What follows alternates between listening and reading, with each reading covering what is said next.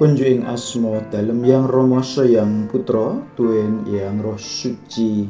Amin.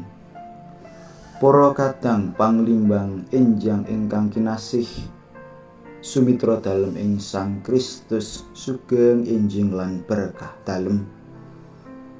Injing menika kita badhe nglajengaken panglimbang kita, panglimbang saking Injil Santo Lukas bab 12 ayat 3 dosa gangsal ngantos dumugi 3 dosa 8. Waspada ndadosaken kula panjenengan tansah mawas diri, boten gampil lena kintir wonten ing pusraning samukawis ingkang mbebayani lan kepara mbilaini.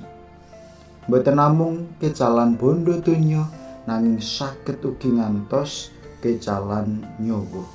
Menggah kita tiyang Kristen saged ugi kecalan nugroho karahayon kawilujengan minangka putra putri kratoning Allah. Panganggomu sing singset lan obormu panjeren. Sabda dalem menika dados gegambaran dhateng tiyang ingkang siap siaga saben-saben sumadya lelados lan nglelimbang samukawis ingkang dipun lampahi kanthi sunaring iman. Kautamen kados mekaten menika ingkang dipun wucalaken Gusti Yesus dhateng para murid. Gusti paring pangajak supados para murid tetep setya penuh ing pengajeng-ajeng cecawis kagem ngadepi samukawis ingkang sawanci-wanci dhateng wonten ing gesangipun. Langkung-langkung ingkang magayotan kalian rawuh dalem Gusti Yesus malih ing gesang samangke. Setya lan siaga dipun ayati kanthi sawetahing manah amargi iman. Iman dhateng Gusti Yesus Kristus menika ingkang sampun milujengaken kita umat manungsa saking bebaya pecah lan maut.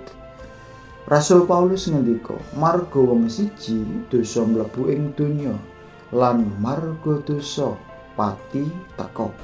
Semono uga pati nekani wong kabeh jalaran wis nglakoni dosa. Ananging Santo Paulus ugi paring panglipur lan pangajeng-ajeng mekaten. Marga lupute wong siji kabeh wong nemahi pati, nanging kaluwih agung sih nugroho dalem Allah kang karentahake marang kabeh wong krana wong siji, yaiku Sri Yesus Kristus. Mugi-mugi kita saged ngisi lan negesi gesang ing iman kunjuk ing Sang Kristus ingkang paring rahayu wilujeng, tansah siap siaga dhateng sakataing godha rencana ingkang dangu-dangu saged nebihaken kula panjenengan kalian Gusti. Kita nyuwun berkah dalem langkung-langkung kiyating iman supados saged lumawan ing panggoda ingkang tundhonipun namun nyangsarakaken jiwa lan raga.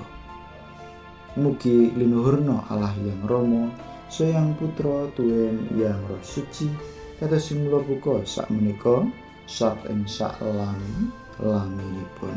Amin. Konjeng asma dalem Yang Rama Sang Putra tuwin Yang Roh Suci. Amin. Sugeng enjing, sugeng makarya, sugeng lelados, sugeng lampahi gesang menika kanthi sunaring iman berkah dalem.